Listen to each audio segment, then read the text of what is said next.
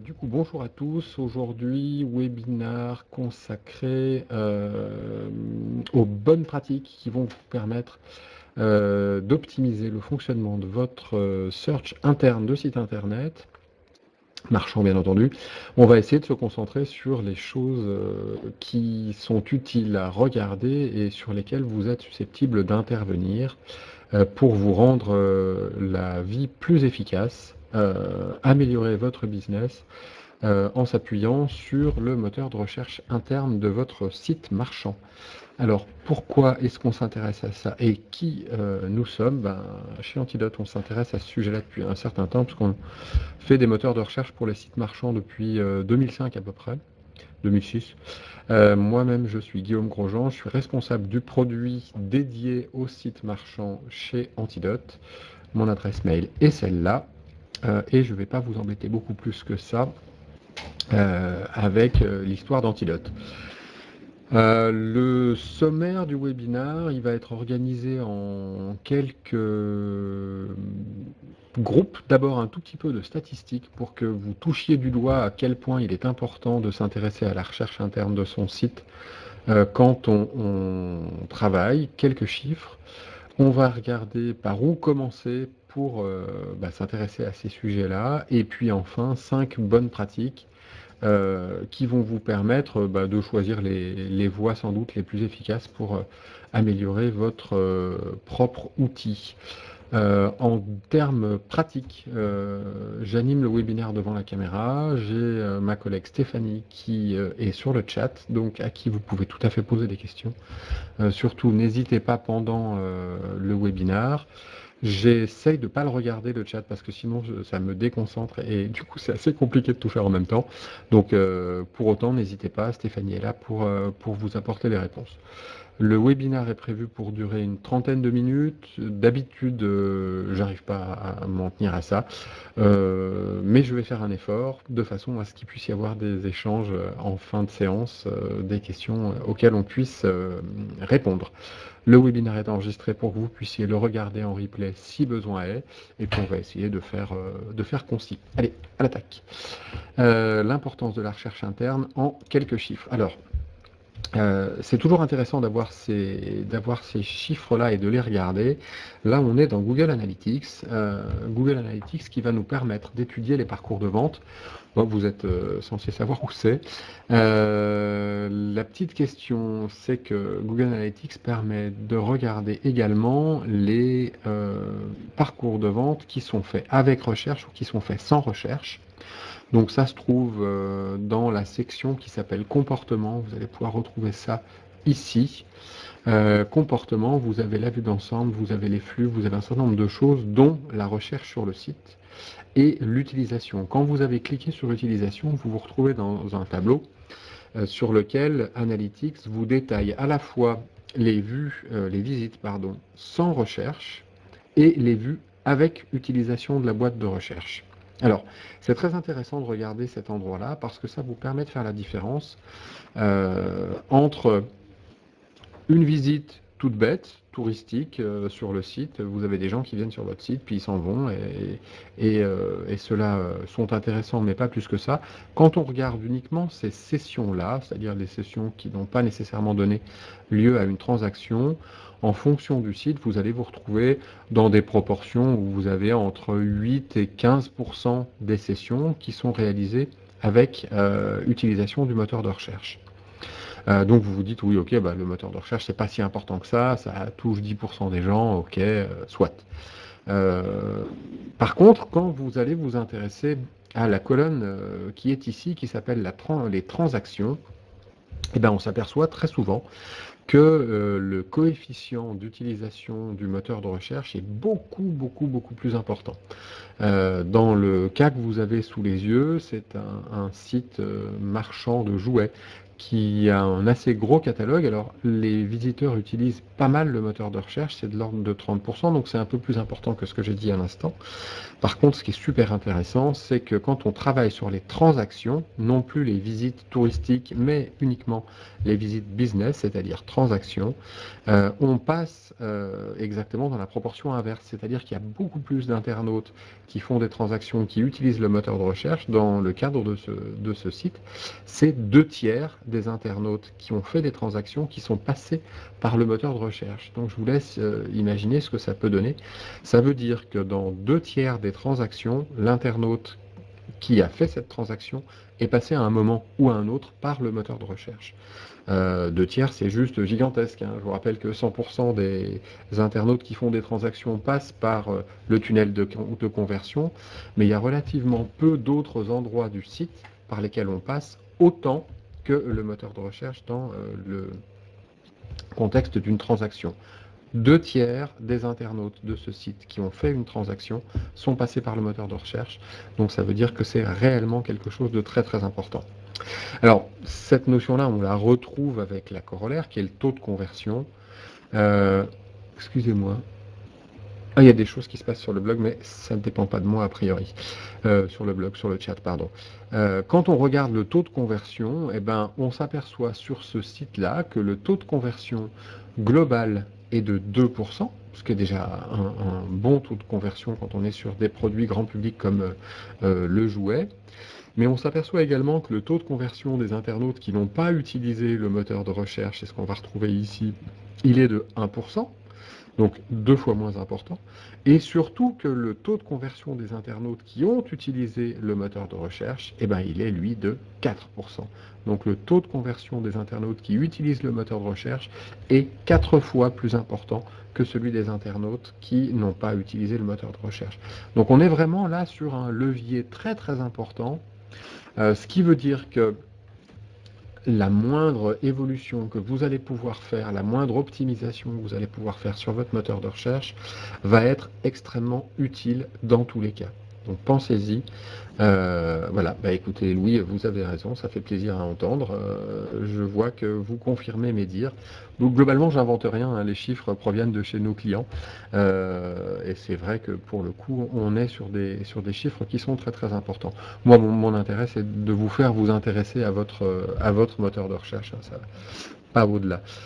Alors maintenant, on peut passer à par où commencer, puisque là, je vous ai montré effectivement des chiffres qui sont parlants. Ça veut dire que vous savez maintenant que le moteur de recherche interne de votre site, il est important dans la conversion. Par où commencer et qu'est-ce qu'on va regarder? Alors là, tout bêtement, on va regarder des choses relativement basiques, mais auxquelles vous ne faites pas forcément très très attention. Moi, j'aurais tendance à vous dire, essayez de travailler de la façon la plus efficace possible. Vous avez sans doute 40 000 choses à faire sur votre site marchand, parce que généralement, la plupart des gens ont des équipes qui sont resserrées, puis qui sont généralement très très occupées. Donc la première chose à regarder, c'est consacrer un petit peu de temps à l'étude des requêtes les plus fréquentes. Alors, pourquoi les requêtes les plus fréquentes et combien? D'abord parce qu'il faut bien commencer par quelque chose. Donc vous avez également dans Analytics ou alors dans votre outil de search, s'il est un peu plus évolué que simplement Analytics, des requêtes qui sont agglomérées. Les requêtes les plus fréquentes, vous les regardez sur une période d'une semaine et puis vous essayez de travailler les requêtes qui vont représenter entre 30 et 50% du volume global de requêtes. D'abord parce que en fonction du site, vous n'aurez jamais le temps de tout regarder, mais commencez déjà par le haut du tableau et vous intéresser aux requêtes les plus fréquentes, ça peut avoir plein d'impacts. Le premier impact, c'est de voir si vous n'avez pas oublié un petit détail tout bête, mais par exemple, j'ai le cas la semaine dernière d'un prospect qui me montre les 200 requêtes les plus fréquentes sur son site. Et la première, c'était rechercher ici une référence, un produit, ou je ne sais plus trop quoi, mais globalement, c'était le texte de la boîte de recherche. Donc quand on regarde jamais ces requêtes les plus fréquentes, on ne s'aperçoit pas de ce genre de petits bugs, mais quand la première requête qui est faite sur le site, c'est effectivement rechercher ici une référence, un produit, une marque, 3 petits points, ça veut simplement dire qu'on a autorisé de faire une requête vide et quand on appuie sur Entrée sur le site, on lance une recherche avec le contenu de la boîte. Donc forcément, faites gaffe, ça paraît tout bête, mais effectivement, c'est quelque chose d'important, ça vous pourrit vos stats et du coup, ça n'a aucun intérêt. Effectivement, vous faites apparaître une page de résultats qui est juste une requête sans réponse, bien entendu, parce qu'aucun produit ne s'appelle rechercher ici une référence, une marque, etc. Ah bon, c'est pour la petite histoire, mais mine de rien, ça arrive assez fréquemment. Deuxième intérêt des requêtes les plus fréquentes, c'est que vous pouvez voir le type de requêtes que les internautes vont faire sur votre site, donc le type de recherche qu'ils font. Traditionnellement, quand on regarde les requêtes les plus fréquentes, on s'aperçoit qu'on a deux grandes familles de requêtes. Celles qu'on va voir dans les requêtes les plus fréquentes, c'est très souvent des requêtes génériques sur des produits. Et du coup, ça peut induire un certain type de réaction ou en tous les cas de travail sur ces requêtes-là. Moi, ce que j'aurais tendance à vous conseiller, c'est déjà de prendre ces requêtes les plus fréquentes et de les rejouer vous-même à la main sur votre propre moteur.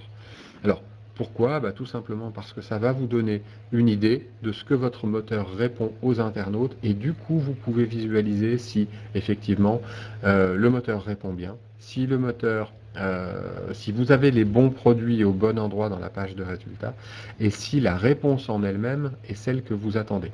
On rentrera un petit peu plus dans le détail tout à l'heure sur ces points-là. Mais en tout cas, les requêtes les plus fréquentes, c'est une excellente base pour démarrer. Après, vous allez pouvoir regarder les requêtes qui sont restées sans réponse. Alors, pourquoi est-ce que celles-là sont importantes? D'abord parce qu'elles sont assez souvent assez nombreuses. Quand vous êtes à 15-20% de requêtes sans réponse, c'est important de savoir pourquoi. Et là, vous allez pouvoir détecter, est-ce que j'ai pas le produit? Est-ce que les requêtes qui sont sans réponse sont des requêtes qui sont liées à un problème d'orthographe, de tolérance du moteur, etc., etc. Il y a aussi plein de bonnes questions à se poser. Et puis, vous allez également pouvoir voir si, par exemple, dans les requêtes sans réponse, vous avez des requêtes qui correspondent à un produit que vous pensez avoir dans le catalogue, mais que les internautes ne trouvent pas, tout simplement parce qu'ils n'utilisent pas le bon vocabulaire. Vous avez des vélos et les gens cherchent des bicyclettes. Effectivement, il y a un problème de vocabulaire dans la description des produits, dans la description des familles des produits, etc., etc. Il y a aussi quelque chose qui doit vous éveiller, entre guillemets, ou qui doit vous mettre la puce à l'oreille, ce sont les appels au service client. Si vous avez beaucoup d'appels au service client qui concernent des insatisfactions liées au moteur de recherche, posez-vous la question de savoir qu'est-ce qui se passe. Les gens ne trouvent pas. Quand ils ne trouvent pas, ils appellent le service client. C'est un vrai problème, mine de rien, parce qu'un service client, c'est beaucoup plus coûteux que le moindre moteur de recherche, que ce soit le moteur de recherche de votre plateforme en standard ou même un moteur de recherche type AFS Ad Store comme ce qu'on propose nous, qui a un coût qui n'est pas négligeable objectivement. Quand on commence à parler de quelques centaines d'euros par mois, ça a du sens, il faut vraiment que ça vous apporte une valeur. Mais sachez que quelqu'un qui va passer 10 minutes au service client avec une personne de chez vous, cette personne-là, elle a également un coût. Et un bon moteur de recherche peut très souvent éviter en fait un appel au service client. Donc écoutez votre service client, posez-leur la question, demandez-leur si ils ont de temps en temps des gens qui appellent parce qu'ils ne trouvent pas un produit, pourquoi est-ce qu'ils ne trouvent pas, et c'est effectivement une excellente source d'information. Voilà pour, je crois, par où commencer. Maintenant, on va aller voir un petit concentré de bonnes pratiques. J'ai regroupé ici en fait les éléments qui reviennent souvent dans ce que les gens qui nous contactent nous disent, à savoir, voilà, moi j'ai un certain nombre de problèmes, comment est-ce que vous pouvez m'aider à les gérer? D'abord, il n'y a pas que nous qui pouvons vous aider à les gérer, mais dans les faits, voyons voir comment ça peut s'organiser. Alors, la première chose pour laquelle on nous appelle, donc j'imagine le premier vrai problème des marchands aujourd'hui quand on parle de résultats de recherche, c'est la pertinence des résultats. C'est-à-dire que les résultats sont généralement présents quelque part, le moteur trouve plus ou moins quand la requête est bien écrite. Par contre, les résultats sont super mal rangés. L'exemple que vous avez sous les yeux est assez instructif. Gros site de vente de linge de maison et autres trucs pour la maison. Vous faites une recherche housse de couette et vous avez 4600 produits. Là, on commence à se dire, oh my god, on est sur Amazon. Ben non, on n'est pas sur Amazon. Il y a sans doute des housses de couette, mais là, pour le coup, les premiers produits ne sont pas des housses de couette. C'est le tout premier, c'est une housse qu'on aspire dans laquelle on peut mettre une couette. Ok, super. Et puis derrière, on a des couettes à se demander pourquoi elles sont là. Bah, peut-être parce que elles vont dans une housse ou un truc comme ça. Enfin bon, voilà, les résultats de fait sont mal rangés. Et ben, il y a des solutions toutes bêtes en fait pour ce genre de choses que je me suis permis de lister ici. D'abord, on s'aperçoit très très très souvent quand on a un problème de pertinence que c'est souvent parce qu'on pense qu'il y a plein d'informations hyper importantes dans le descriptif long, les avis des internautes, etc., etc. Ben, en fait, pas tant que ça. D'expérience, quand on a des résultats qui sont mal rangés, d'abord, ça correspond à d'abord un problème de calcul de pertinence du moteur. Ça veut dire que votre moteur de recherche actuel, sans doute, ne tient pas bien compte de la notion de pertinence. Ça arrive beaucoup plus souvent qu'on ne croit. Dans les faits, en fait, c'est assez compliqué de paramétrer un moteur de recherche pour qu'il donne des résultats pertinents. Mais d'abord et avant tout, commencez par limiter les champs dans lesquels vous allez chercher les informations. Pourquoi? Tout simplement parce que si vos produits sont correctement appelés, c'est-à-dire qu'une housse de couette, elle s'appelle réellement housse de couette, normalement, n'importe quel outil, même de la recherche SQL, doit être capable de vous le montrer. Pensez aux familles et sous-familles. Chaque produit, quand il est correctement rangé dans une catégorie, dans une famille, dans un univers, ces éléments-là, c'est-à-dire globalement la marque, le descriptif court, le nom du produit et la famille, sous-famille dans laquelle il est stocké, doivent être à peu près suffisants pour que ce soit facilement trouvable, même par un mauvais moteur de recherche. Je vais même aller plus loin. Pour le référencement naturel de votre catalogue, ce sont les choses les plus importantes. C'est-à-dire que si les bons termes sont positionnés au bon endroit entre la famille, le nom du produit, la marque du produit, quelques attributs de type couleur, etc., mais tout ce qu'on va retrouver dans le descriptif court, dans les faits, vous avez à peu près bon à 100% des cas. On ne réglera pas les problématiques d'organisation, de merchandising, de la page de résultats, mais en tout cas, les housses de couette, on les trouvera quand on cherche des housses de couette.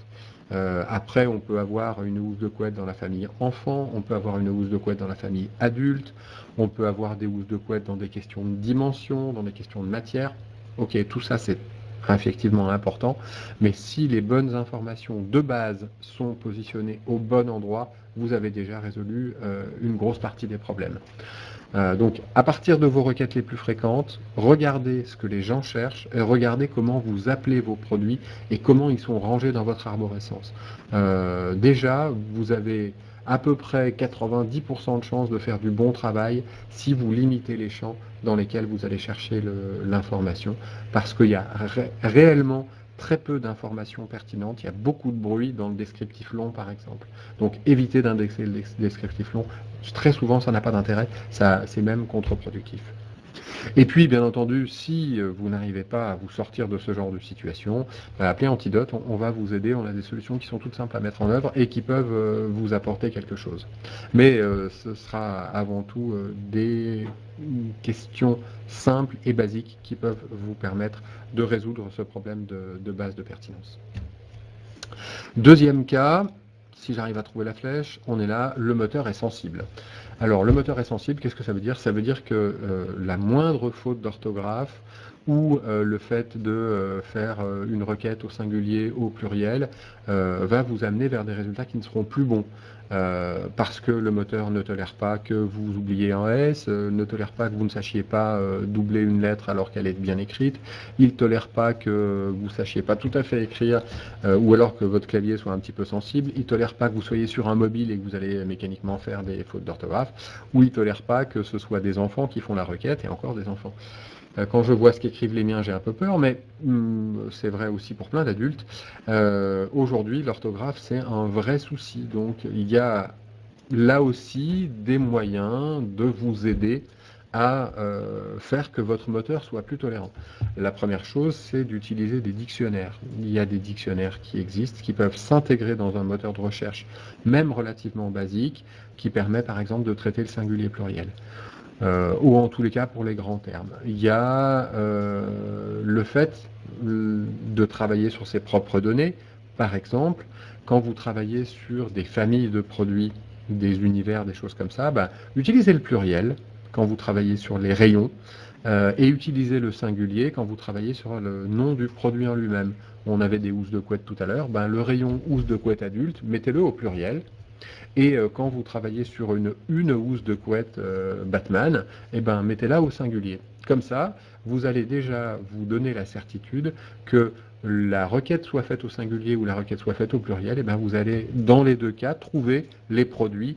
Quand vous avez des produits qui sont dans les housses de couette pour adultes, une housse de couette en elle-même sera présente dans les deux pages de résultats de recherche, même si vous n'avez pas de dictionnaire, même si votre moteur ne sait pas gérer les singuliers pluriels, etc., etc., etc. Il y a également une chose qui est intéressante à faire si vous avez le temps d'y passer un petit peu d'énergie. C'est assez consommateur, je ne vous le cache pas, c'est d'enrichir avec des variations orthographiques, d'utiliser des synonymes. Et pour ça, vous pouvez utiliser des champs dans votre catalogue que vous appellerez keywords par exemple et que vous indexez. Ça, c'est un truc à faire si vous avez effectivement des gros problèmes sur des requêtes qui reviennent souvent. N'imaginez pas faire ça sur un très gros catalogue parce que c'est ultra consommateur de temps. Mais si par contre vous avez un petit catalogue, je sais pas, peut-être entre 500 et 1000 produits, ça vaut peut-être le coup d'y passer un petit peu de temps plutôt que d'investir dans un outil un peu évolué comme AFS Ad Store par exemple, qui lui fait ça tout seul, de façon complètement automatique. Mais bon, là encore, dans un contexte où effectivement il faut être en capacité de consacrer quelques petites centaines d'euros par mois pour un produit qui va vous apporter ça de façon totalement automatisée. Donc si vous n'avez pas un volume d'affaires suffisant, passez un petit peu de temps, c'est du temps qui est bien investi dans tous les cas, et puis voilà, enrichissez vos fiches produits. Je suis en train de m'apercevoir que je dépasse le temps, c'est terrible. J'en suis déjà à 22 minutes. J'arrive pas à m'arrêter. Est-ce que, troisième bonne pratique, vous utilisez de l'autocomplétion ou est-ce que vous utilisez de la suggestion? Alors, si c'est le cas, sachant que c'est hyper tendance, Google a totalement banalisé en fait l'autocomplétion. Qu'est-ce que c'est que l'autocomplétion d'abord? C'est le fait d'aider l'internaute pendant le moment où il est en train de faire sa recherche. Alors, c'est quelque chose qui est extrêmement important à mon goût, extrêmement important, tout simplement parce que vous aidez l'internaute à un moment où il est totalement focalisé sur sa recherche. Il est en train de taper quelque chose. Ce que vous allez lui montrer doit être réfléchi, c'est-à-dire qu'on ne doit pas faire n'importe quoi à cet endroit-là sous prétexte de montrer quelque chose à tout prix. Il faut d'abord se poser la question de qu'est-ce que je vais pouvoir montrer à l'internaute au moment où il est en train de taper sa recherche? Est-ce que ça va être utile? Est-ce que je vais pouvoir l'aider? Par exemple, j'ai quelques exemples issus de sites de cyclisme que j'ai regardés hier pour simplement avoir de bons exemples. Et je suis tombé sur celui-là. Je suis en train de chercher une roue Shimano pour ne pas la nommer. Je tape roue SHI et là, le moteur me montre des intitulés longs de produits. Sauf que dans les réponses proposées, j'ai à peu près 500 produits qui s'appellent roue Shimano d'une façon ou d'une autre, avec des dimensions, avec tout un tas de petits détails pratiques. Dans les faits, ça ne m'aide pas du tout. C'est-à-dire que je vais être obligé de taper ma requête en entier pour avoir quelque chose de précis et vers lequel je puisse m'orienter. Ça veut dire que là, très clairement, ça ne me sert à rien. Si je dois taper roue Shimano et que je ne peux pas aller plus vite que ça, bah, ces suggestions ne servent à rien. En plus, objectivement, il n'y a pas la moindre photo, il n'y a pas la moindre illustration.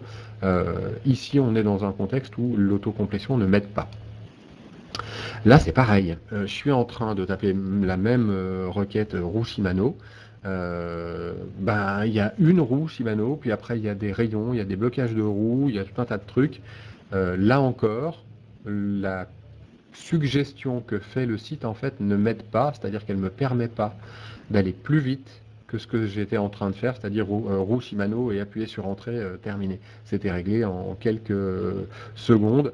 Là, il faut que je réfléchisse, que je regarde ce qui est montré à l'écran, que je comprenne que les boulons pour des roues Mavic, bah, mine de rien, c'est super important quand je suis en train de taper roue Shimano. Non, dans les faits, c'est absolument pas important. C'est pas utile, ça me déconcentre et du coup, je sais même plus où je suis. Là, on a exactement le même phénomène. On a des produits qui sont proposés directement et on a des outils à rayon, on a des clés à rayon. En fait, on est très très loin de ce que je cherche réellement. Alors vous me dites, bah oui, mais qu'est-ce qu'on fait alors? Ben, j'ai trouvé quand même un exemple qui m'a paru super intéressant. C'est un exemple que j'ai pris chez Altrix, où là, pour le coup, l'exemple est très intéressant. Je fais ma même requête roue SHI, et là, le moteur va me montrer des suggestions de catégories qui correspondent à ma requête. Ben, je trouve ça super malin. Pourquoi? Parce que roue Shimano, c'est comme très souvent une requête qui est large, qui va pouvoir remonter plein de produits, et c'est ce qu'on trouve en priorité dans les requêtes les plus fréquentes. Donc si je suis capable de dire à mon internaute, si tu cherches dans roue Shimano et que je peux te montrer la catégorie roue Shimano, banco, là j'ai une page qui a été préparée, les produits ils sont correctement organisés, j'ai mes meilleures ventes en premier, j'ai mes produits à forte marge en premier, etc. etc. Donc j'ai des chances d'améliorer le business. Et puis en plus, quand je suis capable de montrer à mon internaute que quand tu tapes roue Shimano, mon petit gars, je ne sais pas si tu cherches des roues route ou des roues VTT, et bien là, c'est super intéressant d'être capable de dire, j'ai une catégorie qui s'appelle route Shimano, et j'ai une catégorie qui s'appelle VTT Shimano. Donc, je réponds efficacement au produit, j'ai tapé 4 ou 5 lettres, et là, j'ai une réponse efficace. Si je veux vraiment aller voir dans les produits directement, eh ben, ils sont là, il n'y a pas de problème. Par contre, c'est vraiment des roues Shimano, c'est pas des boulons, des écrous, des outils pour les roues, etc. C'est des roues. Et si je veux voir tous les résultats des produits, ben, j'ai un petit lien ici qui s'appelle voir tous les résultats. Donc pour moi, ça c'est vraiment une suggestion utile.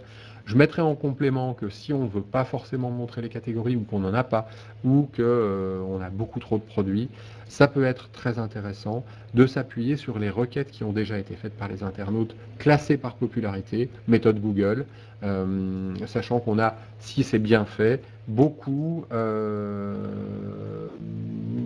suggestions qui seront utiles puisqu'on va les classer par popularité.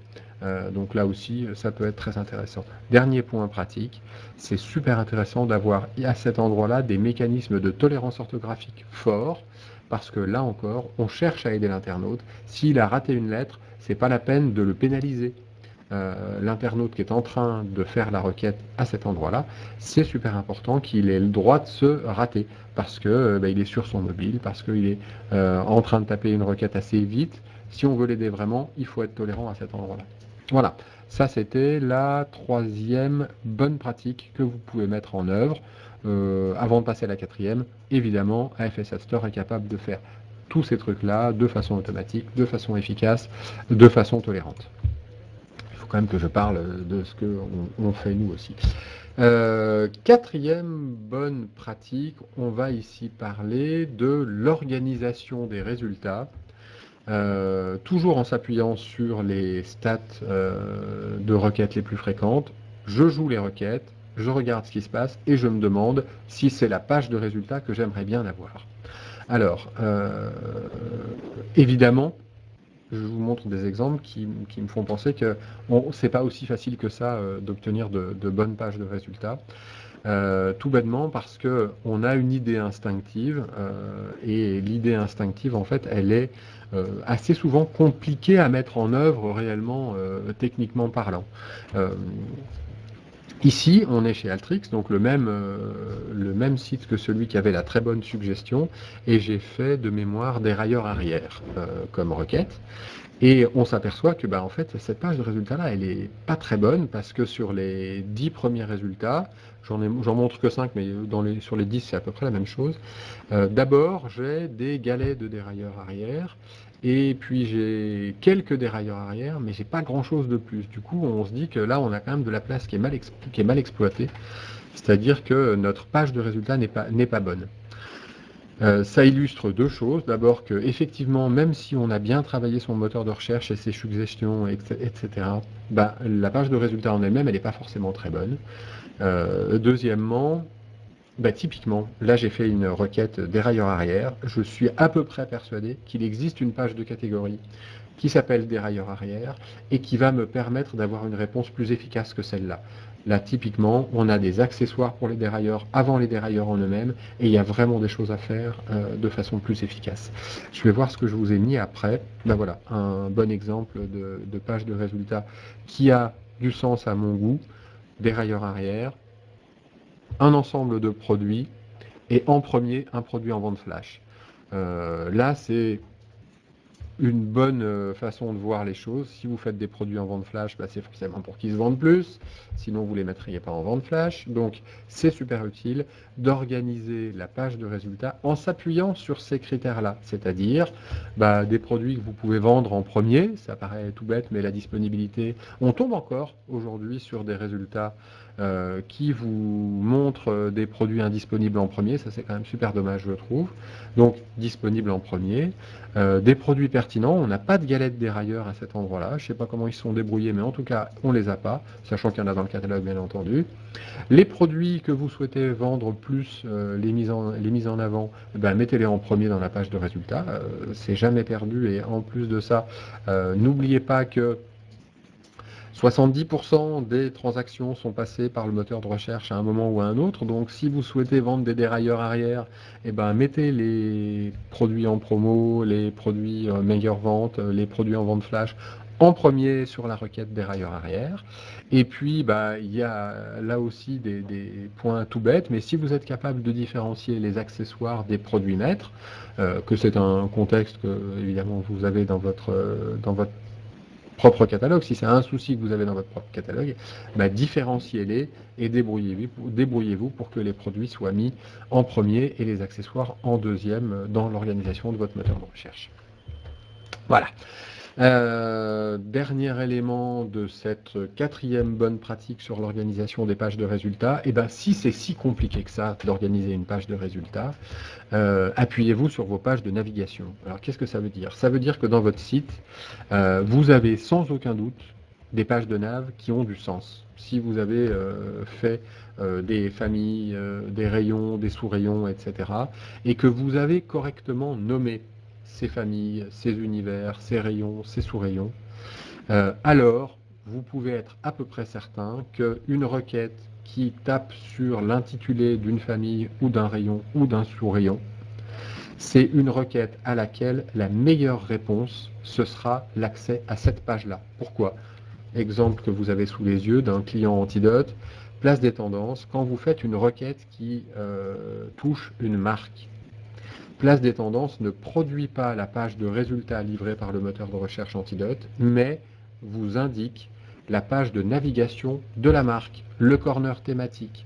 Parce que quand on est là-dessus, on a des choix tout bêtes du type femme, homme, la marque en elle-même avec la petite histoire de la marque, histoire de se remettre dans l'environnement. Vous avez les produits qui sont classés par les aspects merchandising en priorité, on est dans de la nav, etc., etc. Donc les pages de navigation sont extrêmement souvent de très bonnes réponses à une requête dans le moteur de recherche. Dans les faits, c'est toujours utile de prévoir ces redirections-là, sachant que là encore, quand vous allez vous appuyer sur les statistiques d'usage de votre moteur, vous allez vraisemblablement voir que parmi les 200, 300, 400 requêtes les plus fréquentes, même si ça vous paraît énorme, regardez-les. vous avez des pages de navigation qui répondent extrêmement bien à ces requêtes-là. C'est beaucoup plus utile d'orienter l'internaute vers cette page-là plutôt que de produire une page de résultats avec un mauvais moteur de recherche. Pensez-y, les pages de nav chez vous sont une ressource inestimable. Allez, on termine là-dessus. Cinquième bonne pratique. Et après, une fois qu'on a pensé à tous ces points-là, je vais juste vous rajouter 2-3 petites couches. Pensée mobile. Ça, pour le coup, c'est vraiment, vraiment très important. Et je pense que dans le prochain webinaire, on commencera par là.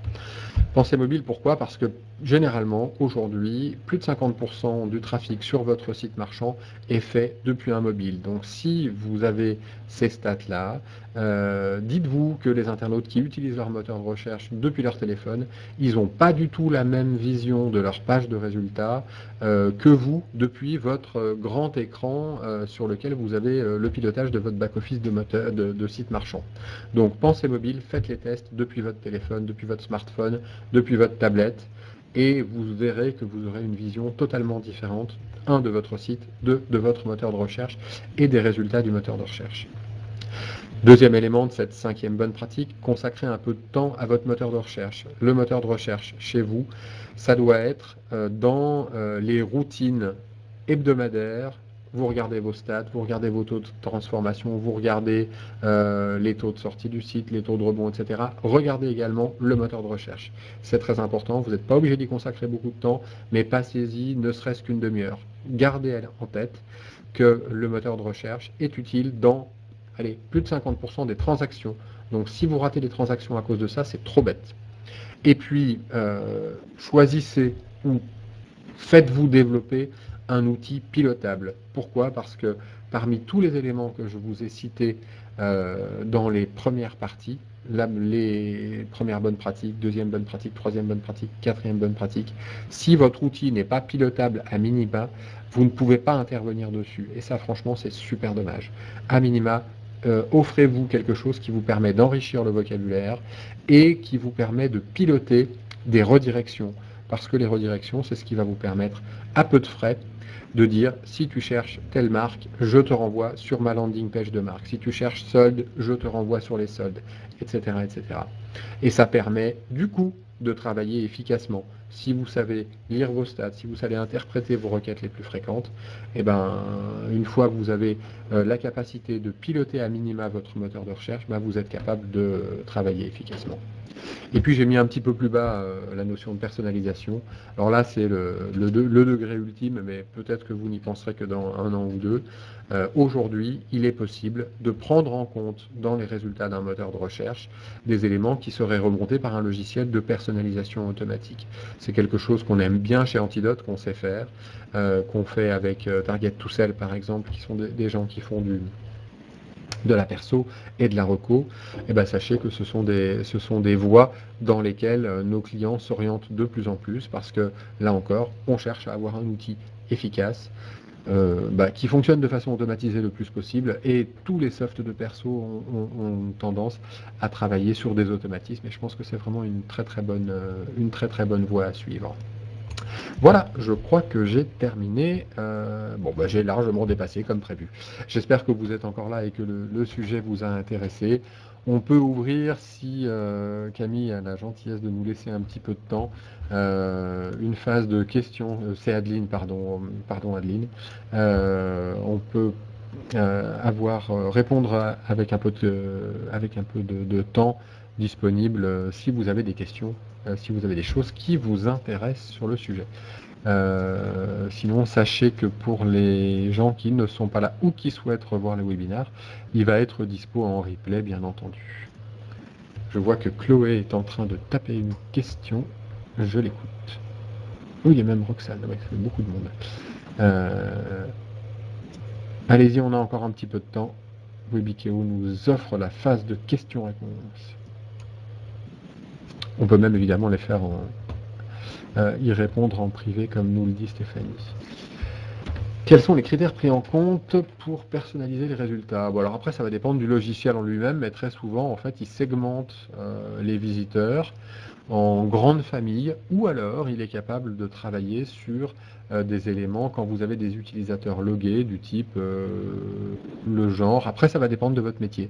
Mais dans les faits, on peut avoir effectivement une séparation des produits hommes-femmes, on peut avoir une séparation des produits par type d'animal. Enfin, on bosse pas mal avec des gens dans les animaleries et les choses comme ça, les croquettes, etc.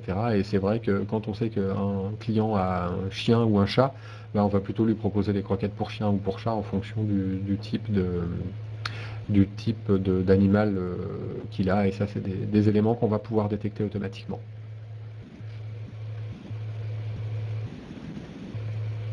Mais globalement, c'est d'adaptation à votre métier, Claude. Je vous en prie. Je ne sais pas si on a d'autres questions. Hop, Johan qui est en train de taper quelque chose. Qu'est-ce que j'ai d'autre à vous montrer ici? Je crois que j'ai une dernière slide. Ah bah oui, c'est les coordonnées. Si vous voulez rentrer en contact avec nous, ben, voilà les coordonnées. Ça aurait été bien d'avoir un aperçu de votre solution sur PrestaShop. Eh bien écoutez, on peut tout à fait vous le montrer. N'hésitez pas à nous envoyer un mail pour prendre contact. On vous montre directement ce qu'on peut faire avec PrestaShop, Johan. Il n'y a aucun problème. Pour le coup, PrestaShop peut être l'objet d'un webinaire particulier. D'ailleurs, je crois que ce sera prévu sous peu avec les plateformes Magento, PrestaShop, on a de quoi faire. On peut prendre un rendez-vous, absolument. Est-ce que d'autres personnes ont des questions? Ah, dans l'idéal, bah, ça dépend de ce que vous allez montrer. J'ai envie de dire, si vous montrez du vocabulaire issu des requêtes les plus fréquentes, par exemple, pour moi, ça vaut le coup de montrer dès la deuxième lettre. La première lettre, on est à peu près sûr de tomber à côté parce que quand vous avez tapé S, bah, on ne sait pas vraiment ce que vous cherchez, il est tellement vaste. Mais à partir de 2 ou 3 lettres, ça permet réellement de faire gagner du temps à l'internaute. S'il avait une recherche de 3 lettres, on ne lui fera rien gagner. Par contre, s'il avait une recherche qui porte sur des mots de type 6, 7, 8 lettres, c'est intéressant de pouvoir lui montrer du vocabulaire et compléter la requête. Je suis assez réticent à montrer des produits très vite, tout simplement parce que plus on a de produits dans le catalogue, plus on est à peu près certain de tomber à côté de la plaque quand on va montrer des produits. Donc là, typiquement, si on montre uniquement des produits, à mon avis, ça ne sert à rien avant 5 ou 6 lettres. Tout simplement parce que tant qu'on n'a pas tapé 5 ou 6 lettres et qu'on a un catalogue de 3 ou 4 000 produits, on est sûr de ne pas montrer le bon en fait au départ. Donc ça va juste capter l'attention de l'internaute, et puis ça l'aidera clairement pas à trouver le bon produit rapidement. Là aussi, un monde idéal, il peut y avoir des contre-exemples, mais l'essentiel c'est... en fait, j'ai envie de vous dire, prenez l'exemple de votre site et prenez les requêtes les plus fréquentes et regardez ce que vous avez envie de mettre en face. Pour moi, c'est vraiment ça le plus important. Tac, tac, tac, on en est où en termes de timing? Eh ben, je ne vois plus l'horloge. Qu'est-ce que ça donne? 42 minutes, on a déjà largement dépassé. Est-ce qu'il y a d'autres personnes qui ont des questions à se poser? Est-ce qu'on peut mettre une bannière en fonction d'un résultat? Bien entendu. Alors, j'imagine que vous posez la question plus à propos de ce que peut vous proposer la FS Ad Store comme produit. Oui, il peut tout à fait mettre une bannière en fonction d'un résultat. En fait, on peut piloter plein de choses en fonction d'une requête exactement. C'est-à-dire être capable d'afficher une bannière, être capable de faire une redirection, être capable de réécrire une requête en fonction de ce qui a été tapé par l'internaute. Tous ces trucs-là sont pilotables en fait sur un moteur évolué. En tout cas sur AFS Ad Store, bien sûr.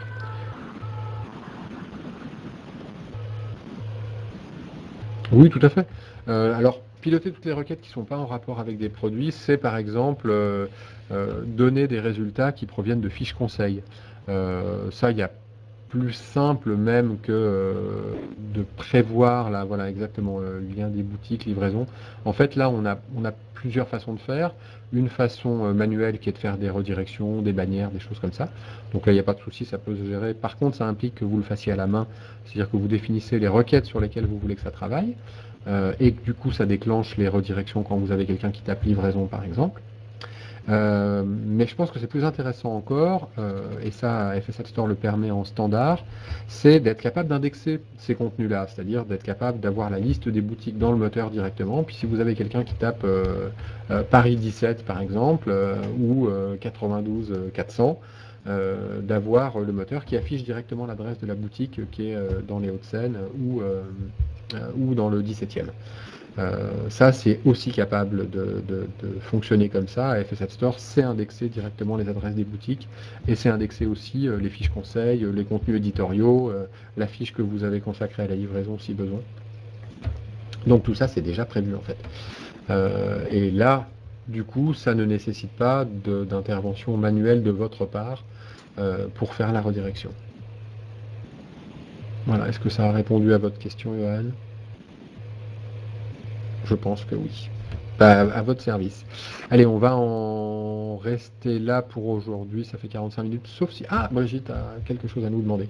C'était très clair. Bah écoutez, on est là pour ça. Si vous avez des questions, n'hésitez pas. Si vous avez des remarques, je suis tout à fait attentif à ce que vous êtes susceptible de me dire. Mais si on en reste là, j'imagine le prochain webinaire d'ici fin juin, début juillet. Je ne sais pas encore à quoi il sera dédié, mais il n'est pas du tout improbable qu'on s'occupe des plateformes type Magento PrestaShop. On essaiera de faire un truc un peu plus dédié sur ces deux environnements-là qui sont intéressants à traiter parce qu'ils sont pleins d'améliorations possibles eux aussi. Voilà, bonne continuation. Merci d'avoir assisté à ce webinaire. À très bientôt.